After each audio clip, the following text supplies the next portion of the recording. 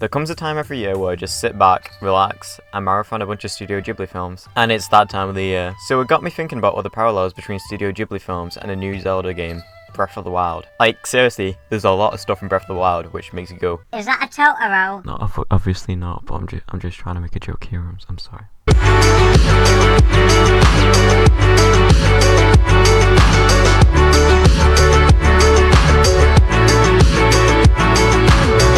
So my two favourite things in the world are Zelda and Studio Ghibli. So when I first saw the first ever teaser for Breath of the Wild, I actually just died. I'm not even kidding. Like, I'm not even kidding. I was in a state of shock for months. Finally, the game that I was dreaming about for years was about to be made. In my eyes, Breath of the Wild is a Studio Ghibli game that I've always ever wanted. I know there's Ni no Kuni, but shut up, okay?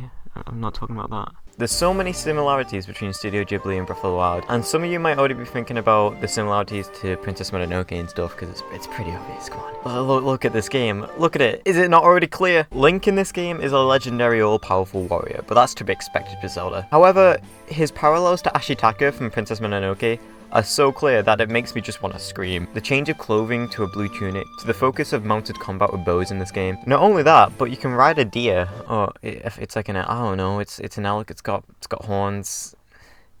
It's the same thing. Shut up. More about Princess Mononoke.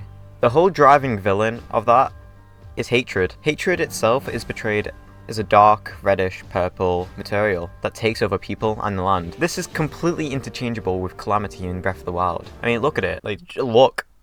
It's like the same thing. Not only that, but look at the world itself. Studio Ghibli films have always had a clear acknowledgement of the huge worlds that they're set in. I'd safely bet my money on Breath of the Wild being heavily based on the setting for Princess Mononoke, with the villages, big open fields in which combat takes place, and the sacred forests, with creatures of enigmatic nature. What I'm trying to say is that the Koroks are actually the Kodama, and the Lord of the Mountain is the Forest Spirit. Not only that, but the redesigns for some of the characters in this game are very Studio Ghibli-esque, such as Impa. In my opinion, Impa in this game is very similar to the staple grandmother character, which appears in most Studio Ghibli films. I might be stretching a bit far here, but did anyone else get a Totoro vibe from Hetsu?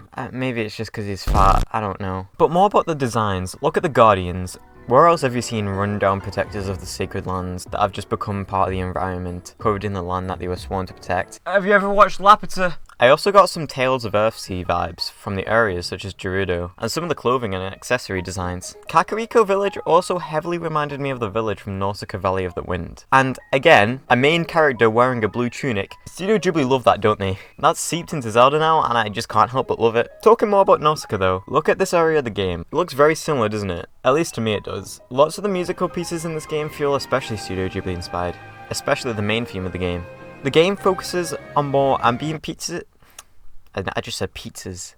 What? The game focuses on more ambient pieces that may put your mind to peace. This is very similar to a lot of pieces from Studio Ghibli films, such as Spirited Away, for example, which has many piano-led pieces, such as The Sixth Stop and The Name of Your Life.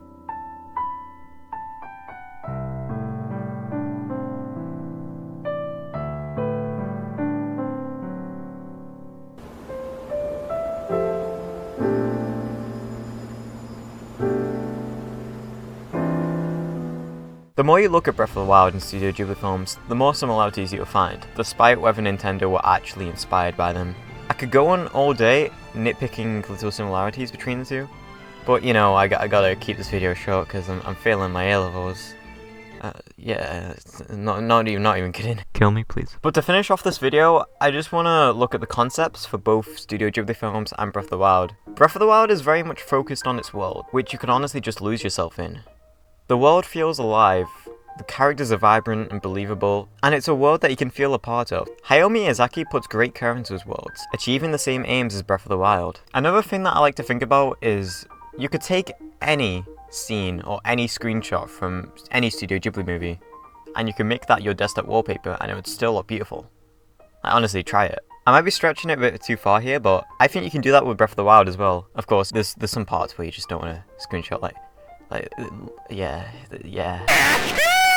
Both worlds are beautiful, full of life, and are vibrant. Both Breath of the Wild and Studio Ghibli films are spectacular creations, created with love and care, and everyone should have a chance to experience both of them. Honestly, they're my two favourite things in the world right now. Other than, like, food and, like, sleep.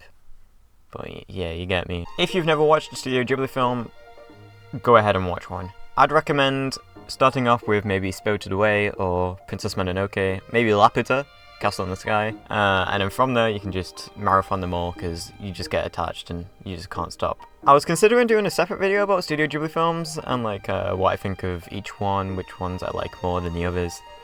So if you like the idea of that, comment below and like tell me if I should do that or not. Yeah, I've kind of not uploaded in months, so I need stuff to upload. Yeah. Also, if you want me to do a Breath of the Wild review, because I do love the game, but it also has its flaws, and I really want to point them out. If you want me to do a review then, go ahead, comment below. I probably don't have enough people watching this video. But I've been HoboWolf, and I hope you enjoyed this video. I'll see you next time.